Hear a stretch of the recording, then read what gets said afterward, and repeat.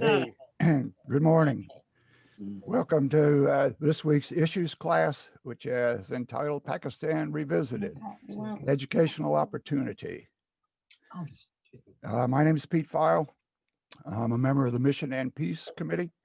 And each January, we make presentations to the congregation to better inform them of the workings of the various mission organizations which Derry supports.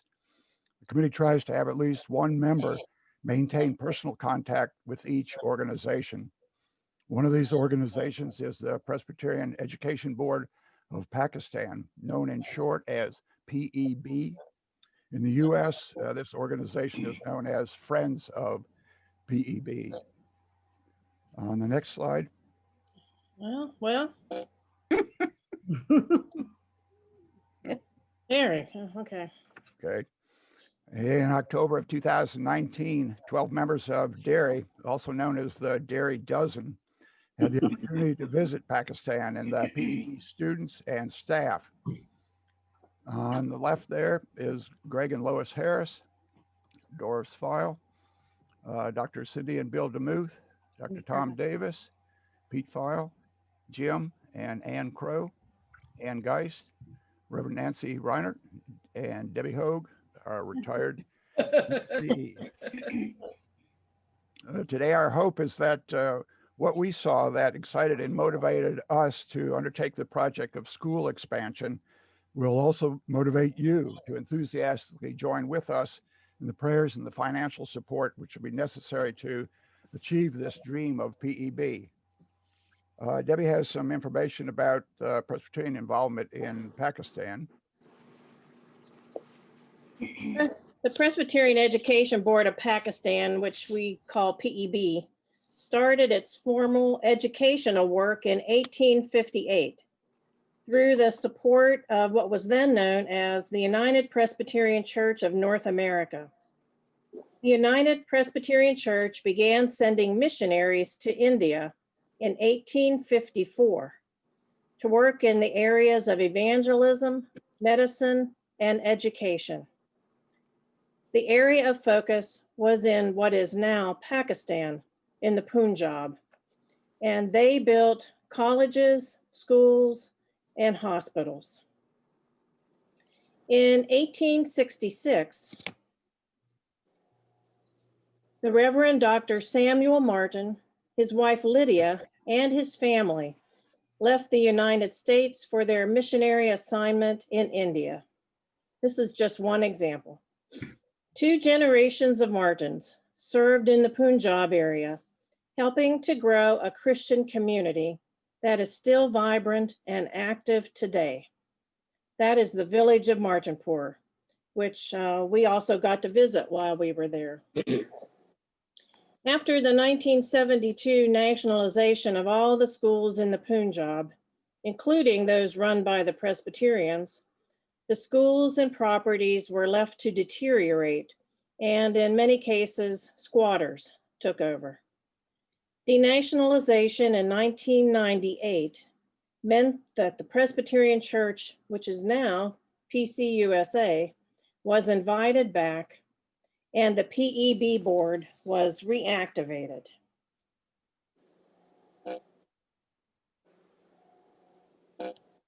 Okay. Oh, for heaven. All right, why are you not moving?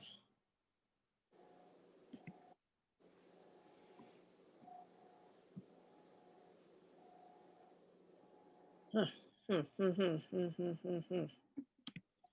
Right that way.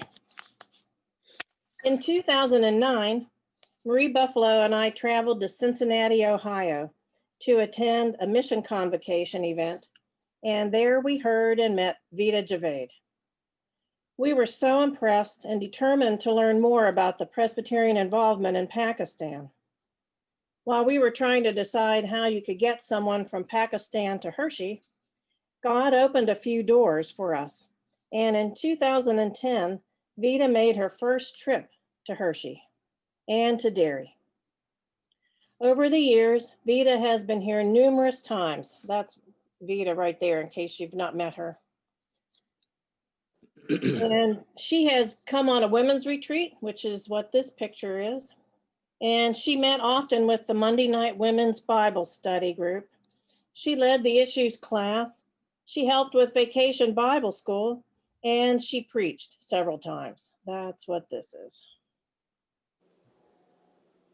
Derry got involved in several ways. We house what another part of PB is called the She Project. We house the She Project materials in room 9. We support 10 Sargodha students with scholarships. Numerous Derry individuals sponsor their own scholarship students. And 2 falls ago, 12 members traveled to Pakistan. And Derry's involvement at that point, a deeper turn following that adventure.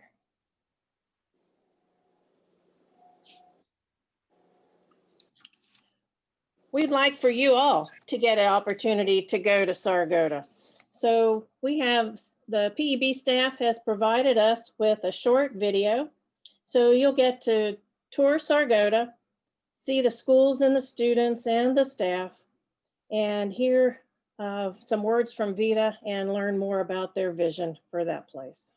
Let's go to Sargodha.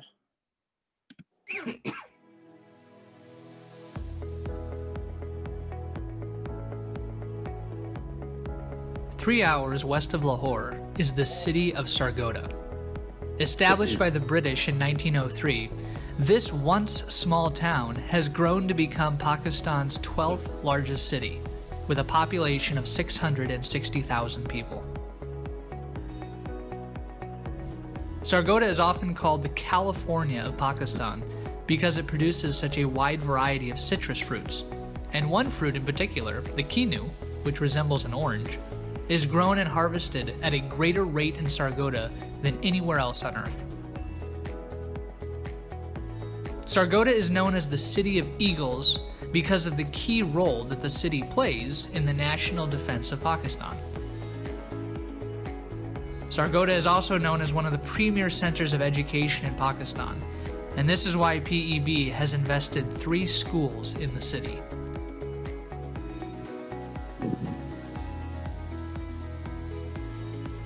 First is the Christian Girls High School, which was founded more than 100 years ago and is one of the oldest schools today in Sargodha. After 60 years in existence, the school was nationalized by the Pakistani government in 1972, resulting in a sharp decline of quality for both education and infrastructure. The school quickly deteriorated, and much work needed to be done when control was given back to PEB in 1998. Once again, God moved in the hearts of men and women to come alongside us in our effort to return the school to its former glory. Today, many students from all over the city attend the high school, from nursery and prep class all the way up to grade 10. Education is truly one of the greatest gifts that we can give our young people today, and you have made that possible in Sargodha. Next, we have the English Medium Girls School, which started in 2002 with 1 classroom and 5 students. Now, nearly 20 years later, there are 11 classrooms and scores of students who come to the campus every day. Much of the work that has been completed over the last 17 years would not have been possible without the support of our friends in the United States, specifically in Kansas and Minnesota. These friends specifically allotted money for the construction of additional classrooms, and we extend our heartfelt gratitude to them for their dedication, their generosity, and their prayers. And most of all, we praise God that He has placed within the hearts of His people special affection for our students in Sargodha. Thank you, friends, for giving these students a safe, clean, and productive environment to learn in. Finally, we have our Boys High School, the newest member of the PEB Sargodha school family. During nationalization, many people illegally occupied the 5 unused acres surrounding our 2 girls' schools. This was land that rightfully belonged to PEB. The courts had to become involved, and in 2009, the property was finally cleared of all illegal occupants and returned to PEB oversight. 4 years later, the first of 9 expected phases was completed for the boys' high school, and this was followed by the completion of Phase 2 in 2017.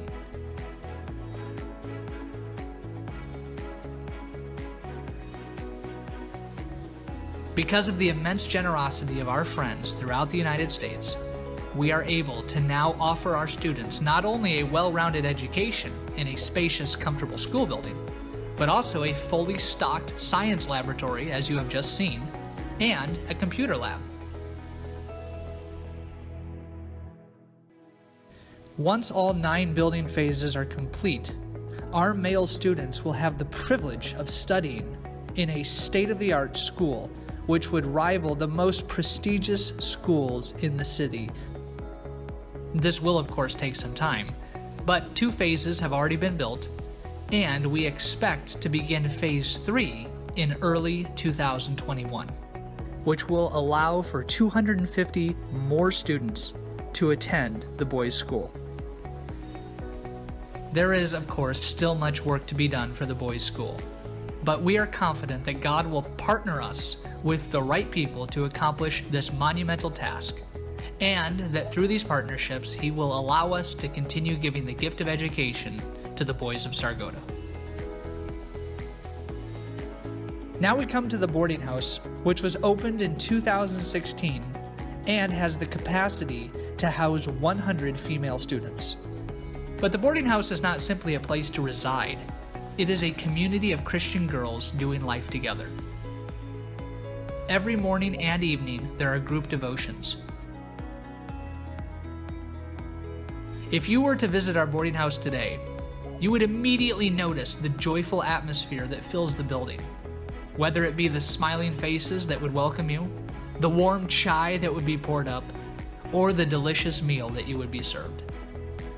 But we recognize that this could have been merely a pipe dream had it not been for the many people who contributed to make this boarding house a reality.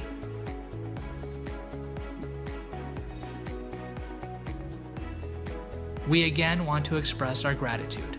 Without your sacrificial gifts, these girls would not have been able to attend our PEB school. Thank you so much.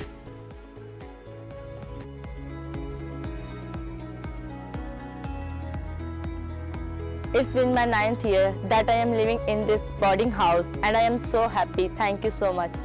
Thank you so much for helping me. Thank you so much that you are supporting me. May God bless you and fulfill your wishes. Thank you. I love staying in the boarding house. Thank you for giving me scholarship. Thank you for supporting me. Thank you so much. Dear friends, greetings from Pakistan. In my language, I always say salam. I bring salam to all of you from Sargodha, and I am talking to all the Sargodha lovers now. Dear friends, thank you indeed for trusting us. Thank you indeed for joining hands with us. And thank you indeed for having faith in PEB. Your trust and faith has really transformed the whole of Sargodha campus. But the truth of the matter is, a lot needs to be done there still. In the boarding house, we are looking forward to complete the boarding house. Even though the boarding house is incomplete, girls are really happy. They are enjoying themselves. You are helping them, providing a place which they call home away from home. And we have to add a dining room, a kitchen area, and some other areas in that boarding house. Sargodha Boys School has transformed many lives. Your trust in us, in starting with that boys' school, is amazing. but we are looking forward to add the next phase in Sargodha Boys School. Your support is going to transform many lives there. And your support is going to be our strength in Sargodha and in PEB. Thank you for joining hands. Thank you for giving new life to the dry bones of educational system in Pakistan. May God bless you all. May God bless America.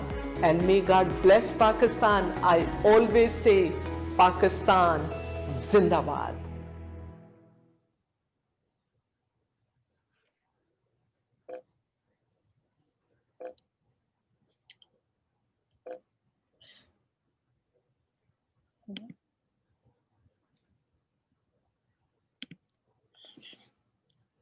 All right, that was a pretty good quick tour of the area and part around Sargodha. I have some photos that we have, and that just to kind of give you an idea of the area. This is a look out of the bus just to take a look at the land. As it said, the Punjab is known as the breadbasket of Pakistan. Just the layout of the fields. I don't remember seeing any kind of tractors or mechanical thing. When I saw this, I looked, there's a white thing in the center there. I didn't know what that was, a scarecrow or something. I blew it up, and it's actually a man with a satchel. So I don't know whether he was sowing seed or offering some kind of prayer. The next slide. We came out of the school in Martinpur, and there happened to be a herd of camels passing by, something we didn't expect to see, and I guess which is not a common sight apparently, but it was interesting. We stayed out of the way. On to Sargodha. We were welcomed royally in that the treatment, rose petal tossed in our pathways, a lot of flowers, leis. You can see the students are lined up, and teachers and staff. They are all the way back in that. There's a band also. There's dancers. The next slide. Yep. Okay. Yep. So there was dancers, very nice synchronized choreography in that. And then the next slide. We shook a lot of hands, a lot of high fives on there. This was in the old days where we could do that. You saw in the video that there was some scenes from earlier and some more current ones where the masks were involved. We got to go inside, and glad to see a chemistry lab. It's pretty new in that you can see the bench top is not scored or anything in that. The students are in uniforms, and that I think they were doing a litmus test, acid base, and that they all have their notebooks. On to another class.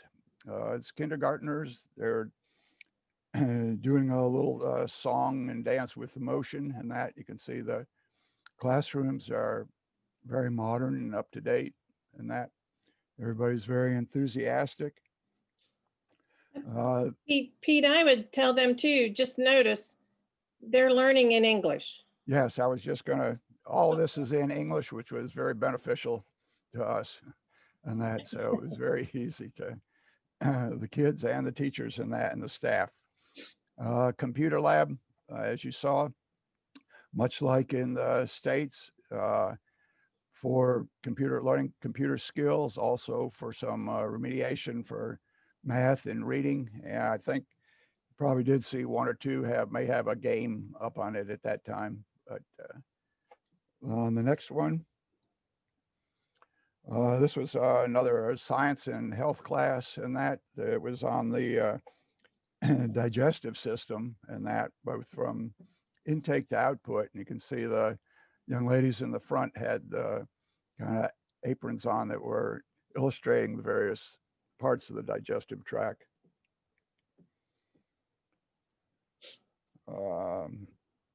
This is actually at Martinpur, and I said a lot of places we were received with music, But what I wanted to show is the plaque on the left side. There's also one on the right. And as the video had mentioned, the schools were nationalized from 72 to 98. On the plaque is the scores of the student with the highest score on the national exam for that year. And if you looked at prior to 72, a lot of times the scores were probably 5, 6, 7, 800. And that if you look from 72 to 98, they were like 300, 400, 500. When the schools came back, then the scores went back up to 800, 900. On that one plaque on the left, one of the students in the last couple of years was over 1,000. So the quality of education was pretty evident in that from the two different time zones. This is just a little for your information. Before we went, a lot of you had participated, and we put together 100 bags, which had some candy, and they all had Beanie Babies in them. And you can see that the Beanie Babies were a big hit. They really were happy to get those. This is one room in the girls' boarding house. And just to mention also that this is something that Presbyterian women have also supported in past years through some of their fundraising efforts. If we go back to the classroom, the green uniforms are indicative of their Sargodha school. All the kids you ask them what they wanted to do. They all would tell you they wanted accountants and teachers and doctors and lawyers and that. The boys' education is important for developing skills and being able to get a good job. It's also important because if they are outside the PEB environment, there's a chance that they could be educated by the Taliban. So this provides a very more positive environment for their education. I think I mentioned in the past that there's maybe at least 3 ways of doing mission: our checkbook, hands-on, and fact-finding. And this was more of a fact-finding trip. We asked PEB what their needs were, what they wanted, what they were dreaming about, and they were able to show us these plans. And this involves the school expansion. And you will see that on the left wing, it's apolitical, is the new area to be constructed. We were in the center section there. And on the next one, on the left side, you'll see what all is involved in this expansion. It would have 5 classrooms. You'll have a canteen type dining hall. You'll have a scripture room and a chapel, an infirmary, a sports equipment room, need furnishings, and some landscaping. Now there's several things that having this new wing will allow the PEB to do. It'll expand, and they can have up to 250 to 300 more students can be enrolled. The 5 new classrooms will hold 25 to 30 boys, and that. So in addition to having new space for them, it will free up more space for girls' education also. And so that's sort of a win-win situation. On this one, another reason that what the addition will enhance will be there'll be increased income from the expansion and allow them to be, the Sargodha school, to be financially independent. And this will be able to increase the salaries of the programs for teachers and the programs there. You'll see we met with the teachers. They're still part of the English system, and each of the schools we visited, we were able to have tea time and snacks, talk to the teachers. They're all very enthusiastic about being there and what they were doing. I think these are some of the science teachers. The gentleman on the left to my right there, yes, had come back out of retirement to teach social studies and geography, and that he was impressed by the school system that he'd seen.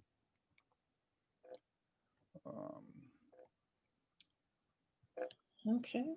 It's an international staff, and that they, as I said, the teachers are paid less than in the state system, but they're all very enthusiastic and wanted to be there. They lose occasional teacher to the state system and that, but they're not too concerned about it, that they're educated and they will help the educational system overall. On this one, you see that one of the PEB statements is about the education is the most powerful weapon which you can use to change the world. And I think that the PEB, it says, offers a quality education. They focus on tolerance and peace and service. And it's in grades, it's actually pre-K to 10th grade. The schools are well recognized in the community. They include separate religious education for Christians and Muslims. In Sargodha, it's about 20% Christian and about 80% Muslim make up the classes. We think one of the strong points is that there's a familiarity generated by the coeducation of Christian and Muslim students.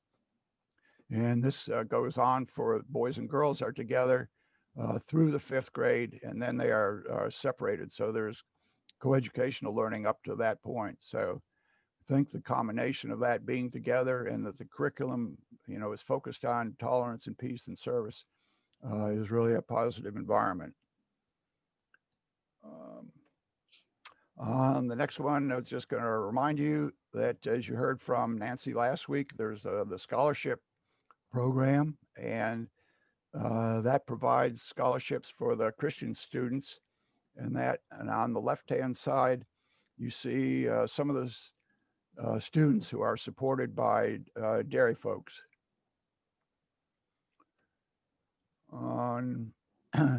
And sort of a final one is that the school should last for about 100 years, and that sort of fits in with Derry's upcoming 300th year anniversary of being involved with schools and educational involvement. We've been involved in building schools in Nicaragua and the Dominican Republic, and walking with the footsteps, it says, our missionary ancestors. Just add quickly that, as you know, last year we were to be in the Dominican Republic to work on a school there, and that has been delayed somewhat by COVID and by they had very heavy rains from storms as everybody else last year. So they haven't gotten all of the deck down. There is some steel, but work is to resume on that so that that school would be completed. On this one, the PEB showed us those plans for the school, and they offered the Derry Dozen a challenge to become partners in this expansion. And as you can see, the cost is $475,000. Some of us had kind of joked before we went that they're probably going to ask us for money, but this is a little bit surprising. At that point, we were non-committal and told them we would think it over. When we got home, we were able to meet twice before March, and later we would be able to meet in the summer outdoors at a safe distance. And we agreed unanimously and enthusiastically to undertake this challenge over a 3-year period. We've conferred with Pastor Stephen, and he agreed and thought it would be a good project for Derry. We submitted the plans and received support and approval from the Mission and Peace Committee and from the session. And you can see thus far we have pledges from Mission and Peace and from the session for $120,000 over the 3 years, and from the Derry Dozen and Friends about $180,000. So we're up to about $300,000 of what's needed. $175,000 remains, and you can be sure you'll be hearing more about this in the weeks to come. on the net. Let's see, I think. And yeah, Well, and I put This- approximately 300,000 because it might be Yeah. more than that now. yeah, it might be more, but that's sort of one of the latest we've heard about. Yeah. Ann Geist was gonna share a story. Sure. It's just a short story, but it tells you how well the education system in Pakistan works, and that it's actually a little close to home for us. When Ron was in the hospital last February, he had a female doctor, and her last name just rang a bell with me. So the second time she came in to visit with him, I asked her if she minded sharing her nationality and where she was from. And she said, well, I'm from Pakistan. And I said, well, I was in Pakistan just last fall. And she said, you were in Pakistan? What were you doing in Pakistan? So I told her the story about Derry Presbyterian having a mission there. And she said, well, I am from Lahore, and I graduated from the Kinnaird Academy, which is right next door to where we stayed in the guest house and where the PEB offices happen to be. So here we are, right here in Hershey, Pennsylvania, and we have at least one physician who graduated from the PEB schools. There could be more, but I had the privilege of at least connecting with one. Thank you. It's kind of a small world sometimes in that you never know where some of those students are going to show up. For sure. I think we had Debbie. Anybody had any questions about? Yeah, I see a bunch of maybe all the travelers are here. I Yes, yeah, they have invite their anybody wants to comments. say in there. anything. They want. Oh, Patty, Joe has a. I have a question. Those big, like, puffy necklaces that you had on, what were they made out of? I think it's some kind of plastic. They're very soft but scratchy. And the one year I went, the first year I went, 2015, I went with a gentleman by the name of Sam Martin, who was the great, maybe another great grandson of the missionary, Sam Martin. And by the time Sam was done in Martinpur, he probably had 12 of those things on. You could hardly see his face. It was a sign of hospitality in their country. Marie? And Pete mentioned in Sargodha, the school, that 20% are Christian, about 80% Muslim. Is that a higher percentage of Christian than in the community or in the region around that? What's the region? Do you know? I might be, because I there's a very small percentage of Christians. I was surprised how many Christians. I mean, that was my guess, but I didn't know if you had the data. No, I don't know what. I have it, but I don't have it right here. Others were like Martinpur is more Christian. Yeah, Martinpur is primarily Christian. Primarily a Christian community, but yeah, I don't know what the breakdown is in Sargodha overall. I hesitate to say this, but this is what I'm remembering. And there's like 5% non-Muslim. That sounds belief. what I remember too. Mm-hmm. So Christian would be part of that. We saw some Hindi people, but that's another tough one to be there because the Hindus went India. Tom, you're smiling. You're muted, Tom. How about now? Yes. All right, good. Yeah, okay, yes. In, what was it, 1947, the Great Transformation, when the Muslims went to Pakistan and the Hindus went to India from that area.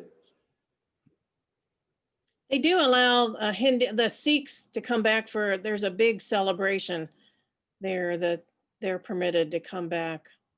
That's I think that's the seat of where the Sikh religion started.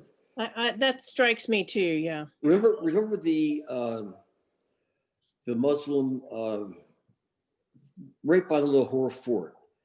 There was the Sikh compound or whatever you want to call it. That was right near the Lahore fort that we visited, and that's where the Sikh religion was founded, I think. I think you're right. I can't see everybody, I don't think. So if you're asking a question. What's the internal political situation in relation to the school? You mean the government? Yeah, yes. Is it hands off? Is there a problem? No. They are inspected on a pretty regular basis, especially now that they're and I'm not sure they're back in session. They might be. They were going to try and get back in session. They're inspected on a regular basis to make sure they're meeting the COVID protocol.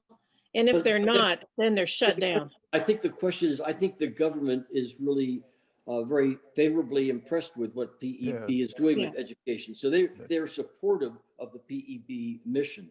And disregarding all the things going on now because of COVID, but basically, I think the government is favorably impressed with what PEB has established. And they have to report in a lot. They report to a number of agencies, and I think Musharraf, my understanding was Musharraf was a product of a PEB school way back when. The school is behind a walled fortress, however. The government can say to them, oh, your walls must be 2 feet taller. And then they have to drop everything and build a higher wall. The government can and has said things like that. And there are armed guards in every compound. At churches too. Churches are walled. Yeah, the church had guards. Marilyn. Are the students who were living in the boarding house before COVID still in the boarding house, or were they sent home to their individual homes? Sent home, I believe. But when the schools opened up again, not everybody could come back because of the quarters.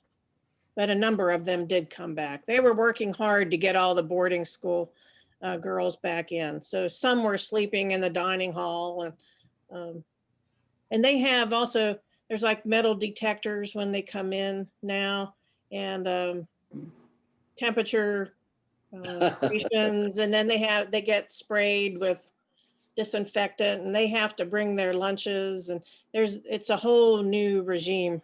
And the government came and checked on that. Do you all have your own water bottle? Do you all have this? So the kids were all happy to raise their hands. Here's my water bottle. So the government could see they met or exceeded the protocol.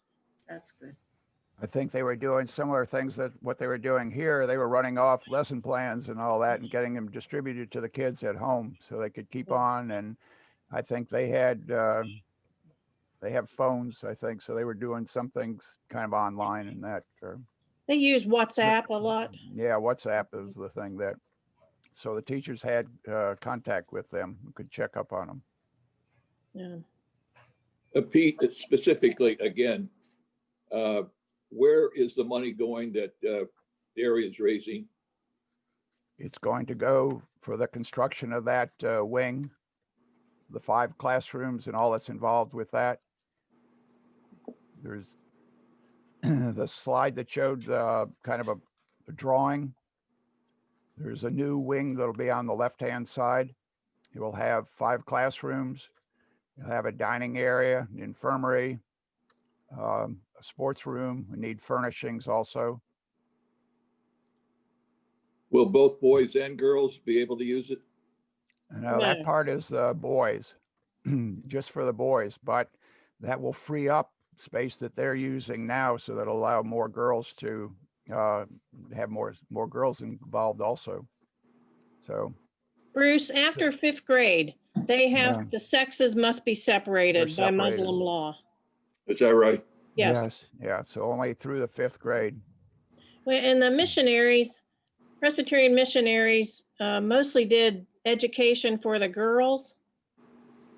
But I remember when Vita came here, one of the trips, they were realizing that they had these highly educated young women, and they were really struggling to find partners for these women because the boys often quit school with them after 5th grade. And so they were going on to madrasas or Taliban schools. So these educated women were having difficulty getting married to educated boys. They were struggling. So they saw a huge need for a boys' school. So that's why Sargodha got started. Does that make sense, Bruce? Yes. So on that boys' campus, there must be some girls that if the that's a classes get huge, freed up. Yes. not boys' campus, Sargodha campus. Sargodha There are campus. 3 schools on that Sargodha campus. There's separate areas. That what you saw was in the back part of it. There's a large open area in between our soccer or cricket field and all that. Then the other schools are to the right, and the boarding area is also to the right of what you saw. I wondered about that. In that they want, once we have half of the funds, they'll start building the school. It's supposed to take about 14 months. So we have kind of a 3-year campaign to try and get this done by 2023, and the school would be ready hopefully by 2024. Marie? I remember what Vita did is I think it's ingenious because people prioritize the boys' education. So by building a boys' school, people are likely with some means to send their boys to this quality education opportunity for their sons, and those funds they get are able to subsidize the girls' education, which they may not have been as enthusiastic about, and they can offer it to those who don't have means. Is that still part of the strategy? Yeah, I think no, almost everything they do, there's a behind the scenes strategy to educate the girls.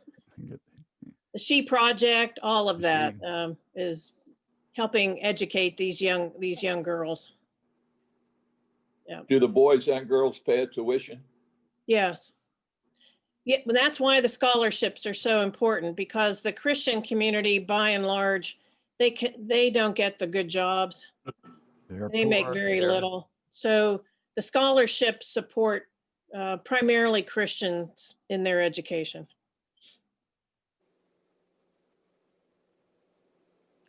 Patty Jo?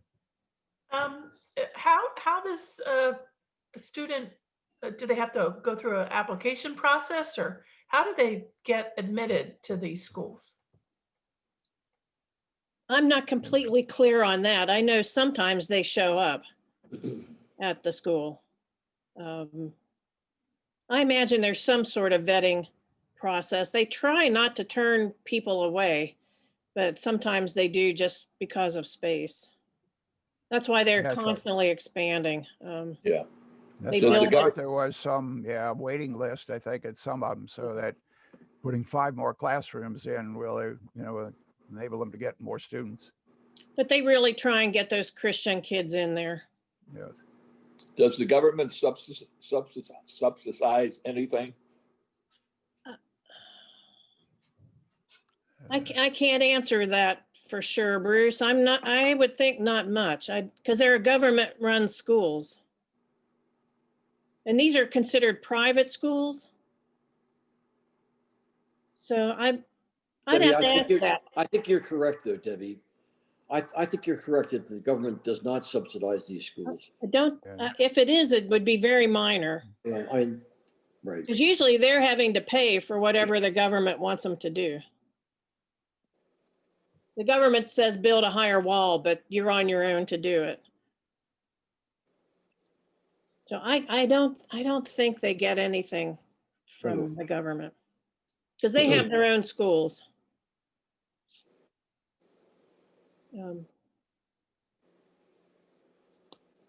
I can't tell if anybody's. I think it's such a testament to Vida, who has created this. I mean, she was commissioned to go and restore these schools from the rubble that they were found in for the Presbyterian Church. And this has been what, Debbie, 25 years, and she's done it. 98. She started in 98. When she's restored these schools and the property and the whole educational system.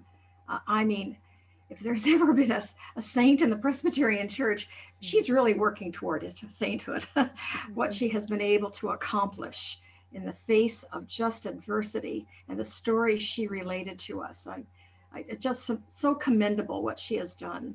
And I think her reputation goes a long way with the government and the local government as well. She's testifying or in court or in somebody's office all the time. Yeah. And Tom can speak. Tom, I'll put you on the spot here. Yeah.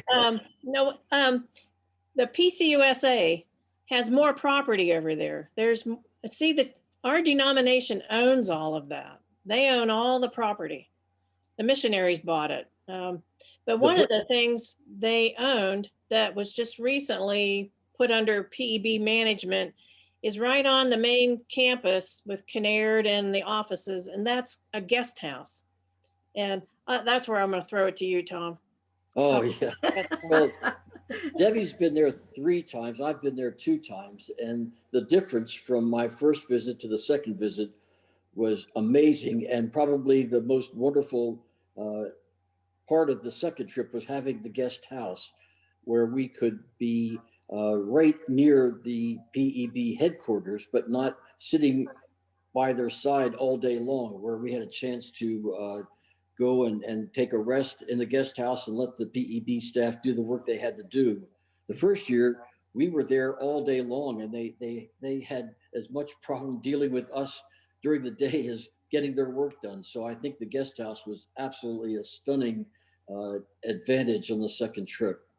But Debbie, I was going to talk about the first trip I was on. I attended one of the board meetings, and the board meeting really consisted of all the lawsuits involved with reacquiring rightfully the property that was taken from the Presbyterian ministry or missionaries previously. And it's an ongoing process, but they are doing their best, and every day, every month, they are getting a little bit back. But they are unrelenting. They're trying to get everything that is entitled to them.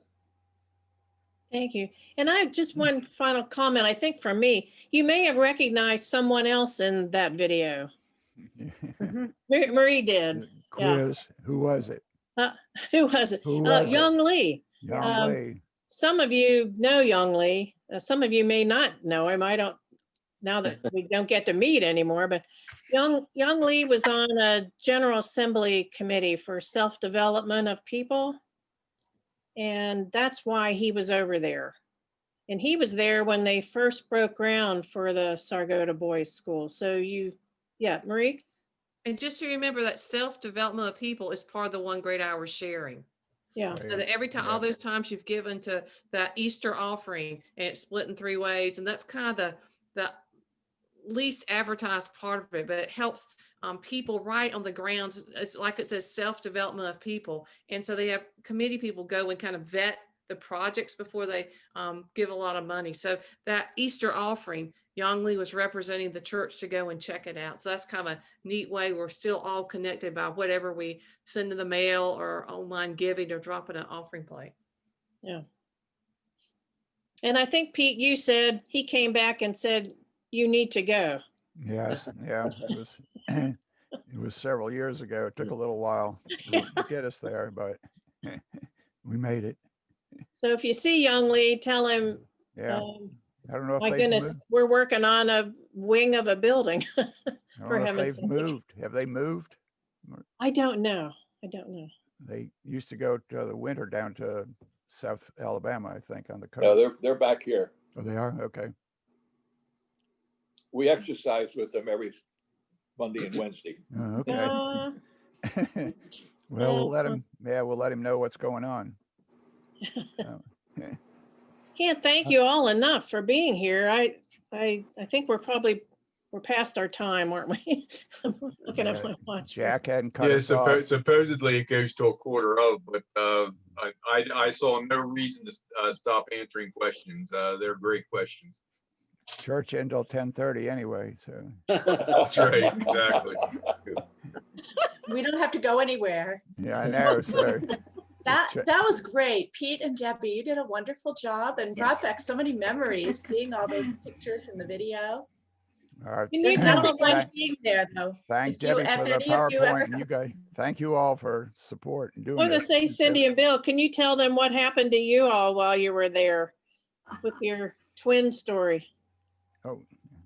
So after we visited the boarding house, we were on the bus, and Margie Trimble, who was at that time the director of Friends of PEB, she was sitting in front of us, and I said to Bill, I think we should sponsor a scholarship. So I said to Margie, we'd like to sponsor a student. And she said, where? And I said, the boarding house. We love those girls from the boarding house. And we had spent a lot of time with them.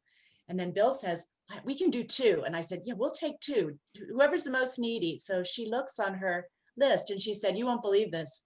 The 2 most needy girls are twins. And that was when our daughter was expecting twins, and she was right in the middle of her pregnancy. And we were all involved with that. And we thought, like, this is God working. And we said, yes, of course, we'll sponsor the twins, Jessica and Jennifer. That's cool. Well, and something else this group did, a number of them on this trip. So for future medical people who may go along with us next time, you get to do your own little clinic. They asked them if they would do a clinic for the staff and their families. And all of a sudden in the guest house, there were several rooms set up for clinics. So I don't know what all they did in there, but we're not telling. At our little team, we drafted Ann Geist to be our nurse and do the blood pressures. It was fun, but I'll tell you, they had some challenging medical problems, and a lot of them, I think, just wanted to know if they were getting proper care. So they brought records and labs and test results and everything, and it seemed like they had. I think PEB, helped to pay for the care that they received. These were staff members' families. I think Tom may remember this as well, but you get the cultural experience as well. So someone brought in his daughter, and she had some orthopedic problem. We were looking at it, and it wasn't so much, what are you going to do for the orthopedic problem, but do you think I can get her married off someday? Do you think anyone will take her? So that was the sidebar of the whole thing, that the translator was sort of saying, well, I think he's more concerned, like, is she going to be living under my roof forever, or will she move on? And so that, how they think about things. Oh my gosh. Oh dear. Oh dear. Well, and for other folks like Nancy, we went to church both Sundays to different Presbyterian churches, but Nancy got to preach. Greg sang a solo, and we ended up being a choir at one church. We worked on an anthem of all things. Nancy got to preach in her bare feet. You don't wear your shoes up on the chancel. It's holy ground. Yeah, so. Well, and we have, and women, you may have noticed, sometimes the men wore Western, women never did. So we get outfits that are waiting for us when we're there. And you have these pieces that quickly go over your head, because when somebody would say, oh, cover your head. So you do that fast. So we as women, you kind of get used to these. I never got used to this thing. No. But mine was never where it was supposed to be. But, and they're thrilled that you do that for them, to be part of their culture. But it's very different for women. Food was different. I know I come back and I have withdrawal. So sometimes we met at that Indian restaurant in Hershey, that Kana. I've actually learned to make dal. That's what, it never quite really tastes the good. same, but I loved dal and naan. With your naan, yeah. Naan. Oh, fresh Food was really naan. good.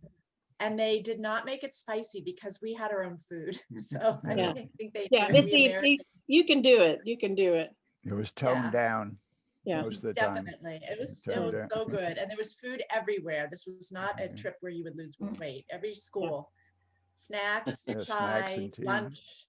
And even if you weren't hungry, you had to eat it.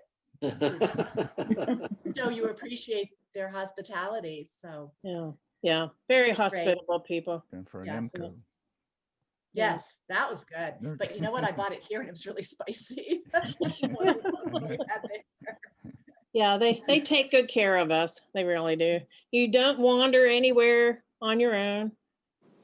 You're with them. And Jim and Ann and Lois and Greg got us into a side adventure. I can't see Ann and Jim on here, but they're below Greg on mine. if you want to tell us about our little side trip we made to the rug maker. The rug maker, I was going to say. Want to go ahead, Crows? Are they there? Maybe they're not there. No, you're muted, Jim. You're muted, yeah. Now you're good. As a group, we had asked early on, could we be taken to a rug shop? And Simon Jacob put that together at the last minute because groups before us hadn't asked to go to a rug shop. So this was a first time little side trip. And as it turns out, when we got to the rug shop, and it was a Christian rug shop, rug shop, as it turns out, as these people started orienting us to the shop and the rug making, they said their rugs go to Ephrata, the 10,000 villages. And Greg and Lois, Ann and I said, well, gosh, we just bought rugs at 10,000 villages, or excuse me, at rug shop in Ephrata. And as the conversation went on, lo and behold, the two owners, the two brothers in Lahore, their brother, actually two other brothers, were part of the rug shop in Ephrata. So again, small world, everyone got very excited about that. We did emails back and forth to Ephrata very quickly and with pictures. And in fact, we even had a picture of our rug on Ann's phone. And when the people in Lahore looked at it, they said, well, of course, we know that rug. And they told us all about it. And we got to go on the roof and see how they dry them and stretch them and realize that our very rugs in our houses were probably right up there drying out. Another small world. Yeah. It's pretty amazing. Pretty amazing. I mean, their father was Anglican priest, I think, right? That's right. And I mean, it was Christian based, and we saw the design and how they lay out, but the instructions and then for the weaving are out in the villages, and that they employed families so the husband and wife would weave it and have an income and that too. So we didn't get to see that, but that was part of their setup. No, but they did say that the next time we come, they would like us to go to the villages to see how they dye, use their dyes. So the next time. There will be another trip, at least for the dedication of the new wing. So you can look forward to that. I guess it'd be 2023 or 24. We hope. We hope. Well, I have a prayer that we can use to close. And again, our thanks for being a part of this. And you'll be seeing and hearing more, I'm sure, as months go on, as we get closer to an amazing goal. Who would have guessed? 2 years ago, we might be helping build a school in Pakistan. It's astounding to me what